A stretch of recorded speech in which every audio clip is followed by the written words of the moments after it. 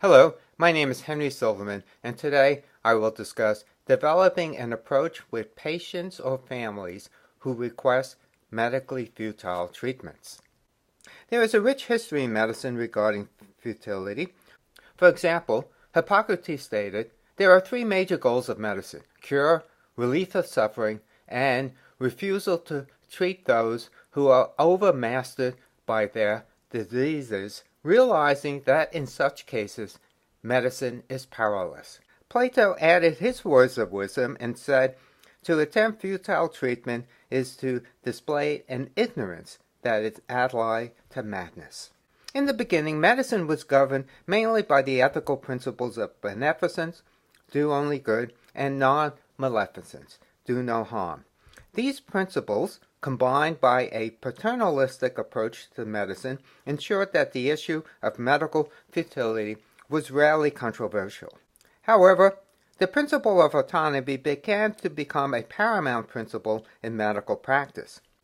As early as 1859, moral philosophy gave expression to this principle via the writings of John Stuart Mill, specifically in his treatise entitled On Liberty, where he stated, over himself, over his body and mind, the individual is sovereign, unless his actions cause harm to others.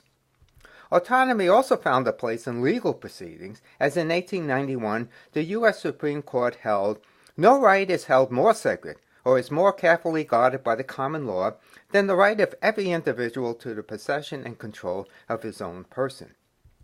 In the 1980s, one started to witness a shift towards autonomy, when patients and families began demanding that everything be done, even those treatments that might be medically futile.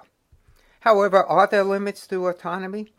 The principle of patient autonomy does not stand alone. Beneficence and non-maleficence requires that treatment be halted or withheld if it's in the physician's judgment that curative treatment will not benefit the patient or may cause harm. But how does one define benefit, and how does one define harm? Similarly, there is no widely accepted definition for the term medical futility. Indeed, there are different notions of futility. For example, there is physiologic futility, which refers to treatment that will not achieve a physiologic goal. There is also qualitative futility, which refers to treatment that will not achieve a certain quality of life that is acceptable to the patient. And then there is imminent demise futility, where, in spite of an intervention, the patient will die in the near future. But what time frame is specified when we say a treatment will not achieve a physiologic goal? Also, how does one define quality of life? And finally, how do we define the near future? Essentially, definitions are value-laden. Values define what is an acceptable probability of success, and values also define what is meant by an acceptable quality of life. Essentially, who should determine what treatment is futile when the probability of achieving a physiologic goal is low? Who should determine the appropriate level of chance for success, the patient or the physician?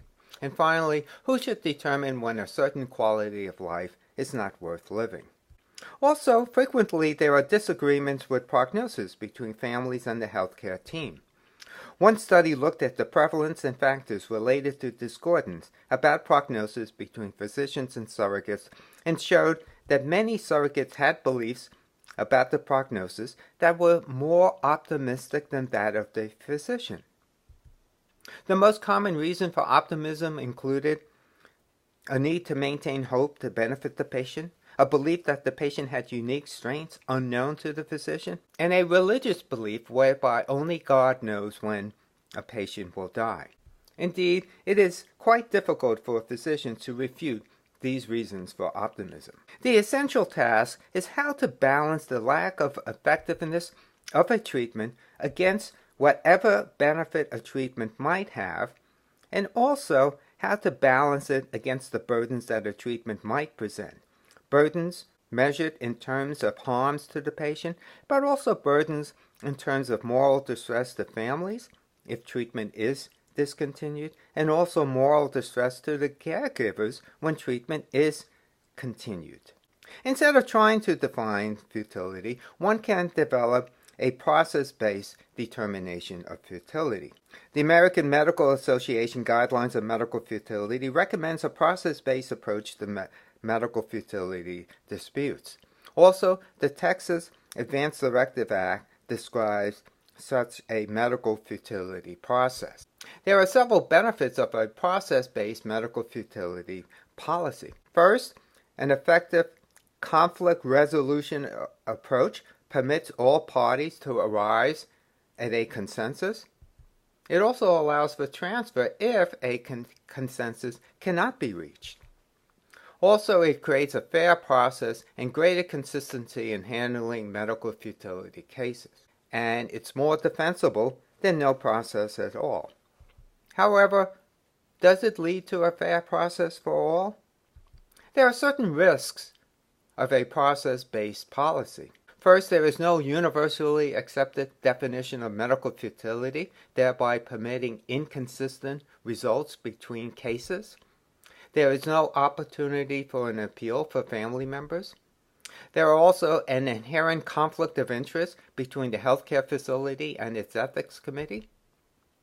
And the patient family is not really an equal partner in the negotiating process due to the inherent power imbalance between families and the healthcare team.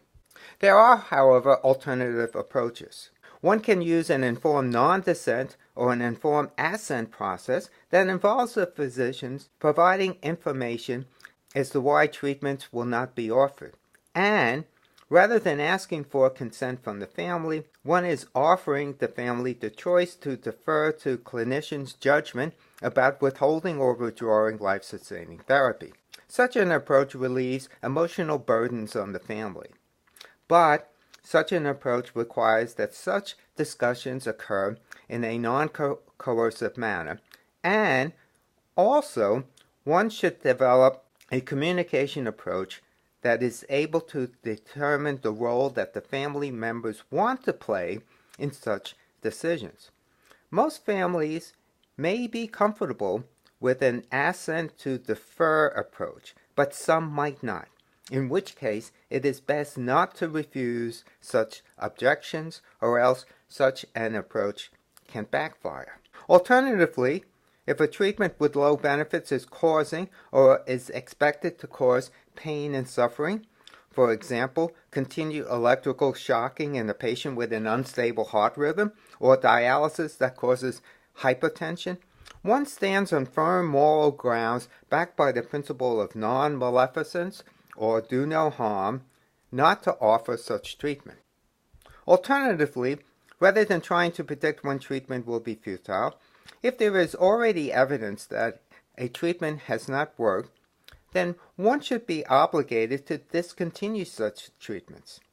For example, a patient with end-stage liver disease who is not on the transplant list and experiences a non-treatable GI bleed and is consuming multiple blood transfusions, then one should be able to tell the family that such transfusions will be discontinued. Finally, physicians should advocate with the family a plan that involves a no escalation of treatment in the setting of continued clinical deterioration. So to conclude, many conflicts between healthcare providers and patients or families arise due to a lack of communications resulting in a loss of trust. One should build trust by frequent communications and honest disclosures from the moment of admission. Invoking a medical futility policy should be a last resort. Thank you very much.